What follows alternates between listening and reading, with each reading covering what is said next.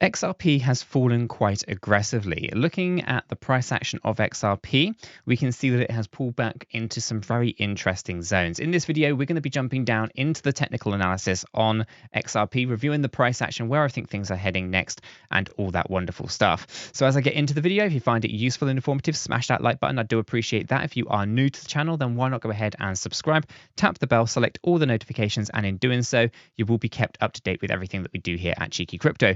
If you haven't yet joined us in Discord, guys, what are you waiting for? Check it out. Link for that is in the description down below. It's a fantastic community talking crypto 24/7. It's completely free, and I don't think you'll be disappointed by what you find down there. So why not go ahead and check it out? Let's go right down into the desktop and take a look at what's going on here when it comes to the price action of XRP. So let me just adjust this microphone a little bit. There we go. So we can see here that we have fallen down quite a bit. So we were expecting reversal around here, 64.8 to 65.1. We also saw a move here at the 63, potential 63 to 64.9. We broke through there, and then we've come down into our main range, 60 to 63. This is looking very aggressive on this move to the downside, very impulsive in its movements now. So we need to adjust the wave counts that we've got going on here. People's behaviors have shifted and changed. So let's go ahead and tidy out what is going on. We need to just remove some of these out of the way so we can see what's going on a little bit easier. Okay, so as you can kind of see here, we have this three-wave pattern here. We corrected up. This is where it started to deviate away from. Okay, so this is all looking okay. However, we need to also consider that we're in a part of a bigger structure, which is where we are right now. Okay, so we can see here that if I measure the distance on this structure right up here, and we had our bounce over to here, you can see that we are still potentially heading down to that 58-cent range. This is the first pit stop that we're in right now, where we have potential for reversal. So we know that we're part of this much bigger play, okay? And we can see here from our structure on this side, so our initial pullback from the 93.8-cent range, we can see comes down into our range where we actually just tapped on the 1-to-1. That's exactly where we are right now.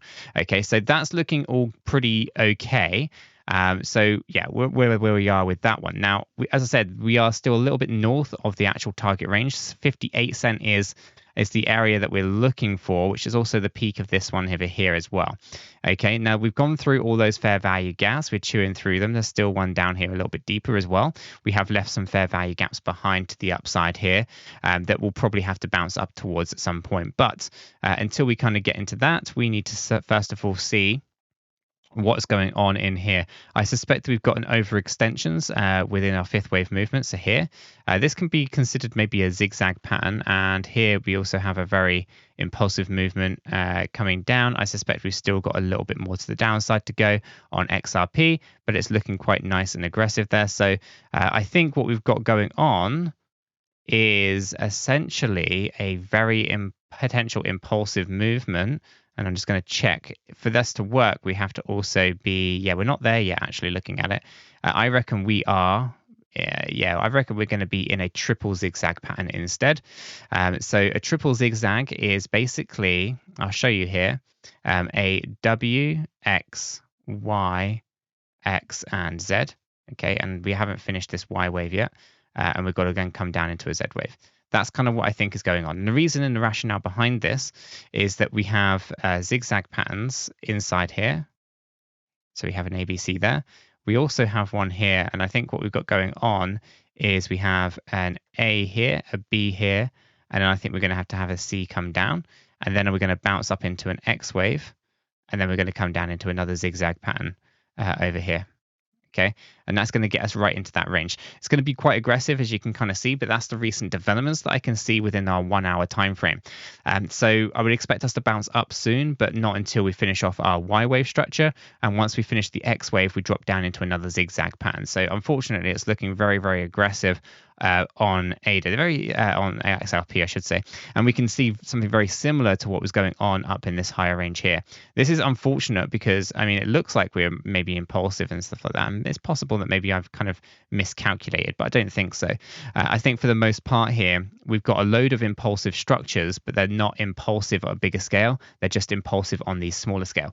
And what I mean by that is you end up with these little micro movements that are impulsive on the hourly chart, but on something like the daily time frame, they're just corrective patterns.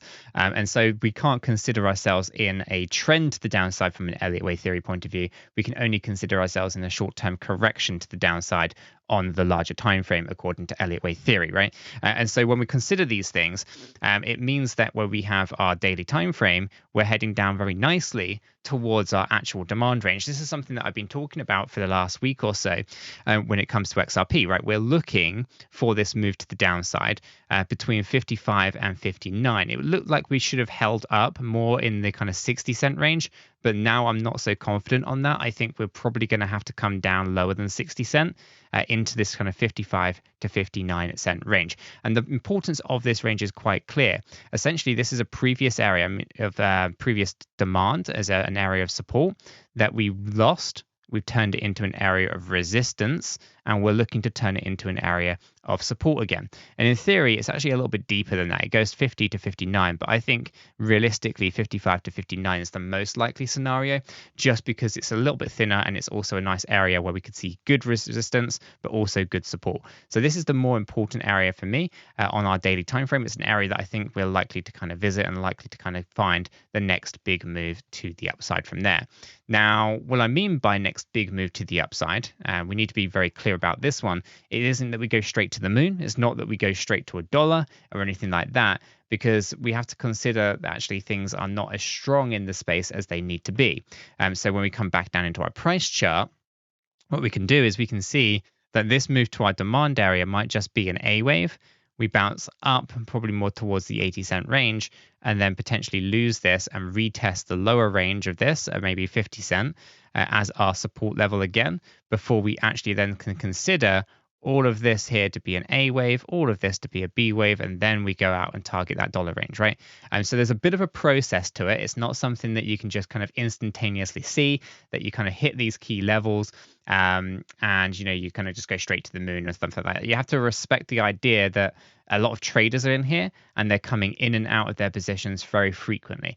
And so key levels of support resistance, along with good wave structure, even smart money concepts, can help us understand where things are going to be potentially finding these levels of support, finding these levels of resistance that will help us personally trade the space. So when it comes to understanding this, it's the likelihood is that 55 to 59 cent is the likelihood for a bounce upwards more towards our area of resistance between 75 and 80 cent, and then push back down to the lower range of 50 to turn that into a support level. Now, if we were to lose 50 cent, is it the end of the world? No, because we're still above the 50 and we're above the 200 EMA, right? We need to stay above those, right? And those are around 50 cent on the 50 EMA and 47 cent on the 200 EMA, right? So as long as we stay above those key levels, I'm pretty confident that we're going to find good support in these ranges and we're going to be aggressively moving upwards. A daily close below the 200 EMA, though, could be seen a very bearish indication and could be something that could lead XRP down into some unfortunate lows, right? So we have to consider some possibilities that things could take a nasty turn. But for now, we aren't there. For now, everything's actually looking pretty good. We're in a pretty reasonable position, and we can consider this a nice healthy correction to the downside. Although it has kind of gone a little bit steeper than expected, we were looking for more support to be found at some of those ranges around 65 cent, but unfortunately that hasn't been the case. So for now, the good support levels are there. They've been noted for quite some time on these larger timeframes. And I do think that's the area that XRP is likely to find its next levels of support. Now, if I were to trade this, what would I be doing? I would be looking at this low range for a long position. I said this yesterday. It wasn't worth risking trading yesterday, but I think, you know, as we kind of come down into 59 cent, we could go long there, and I would probably put my stop loss below the 200 EMA, and I'd target out that 79 cent-ish approximately and get a risk reward ratio of about 1.5. This would be probably a few week trade, a longer trade. It would take some time to play out. But for the most part, that would be my approach to it. And of course, if it's a leverage based trade, I'm going to be trading on 𝗕𝗘𝗪. 𝗕𝗘𝗪 is my go-to platform for all trading. You guys know this by now. If you haven't yet signed up to 𝗕𝗘𝗪, you should check out the affiliate link in the description down below. It is a fantastic platform that's offering up to $8,000 of rewards, depending on how much you deposit and trade on the platform. But like I say, I do 100% of my leverage-based trading on BitGet.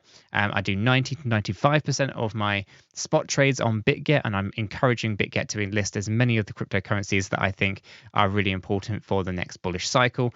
So they've got a list of our projects that we want to kind of get listed on there, things that we're invested in. So therefore, maybe I can do 100% of my spot trades in the future on the BitGet platform. Now, you might be thinking, well, I just don't want another exchange. And I have to kind of stop you there and just say, guys, you really need to have access to as many exchanges as possible. You cannot afford not to, essentially, right? So in bullish markets, when the time comes to kind of see profits getting taken, some of these exchanges, they have bandwidth problems. There's so much demand for logging onto the platform and trying to sell, it becomes very, very difficult. So having access to more exchanges is always a great idea. Make sure that you are familiar with the exchanges as well, right?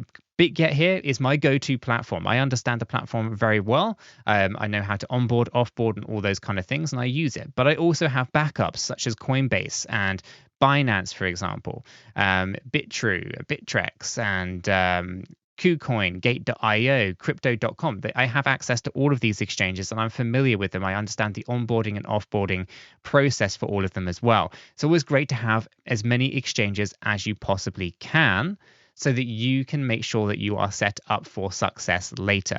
Okay, so whether you have an intention to immediately use BitGet or not is entirely up to you, but signing up to it using the affiliate link in the description down below, I think is going to set you up for the future regardless. So if you haven't yet signed up to BitGet, don't sit on it, don't delay.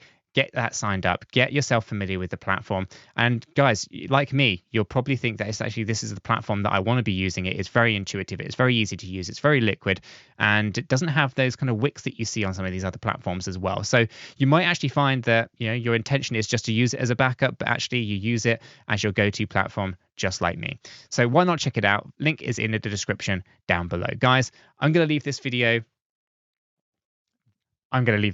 right there. If you have found it useful and informative, smash that like button. I do appreciate that. If you are new to the channel, then why not go ahead and subscribe, tap the bell, select all the notifications, and in doing so, you will be kept up to date with absolutely everything that we do here at Cheeky Crypto. Until the next one though, guys, have a fantastic day.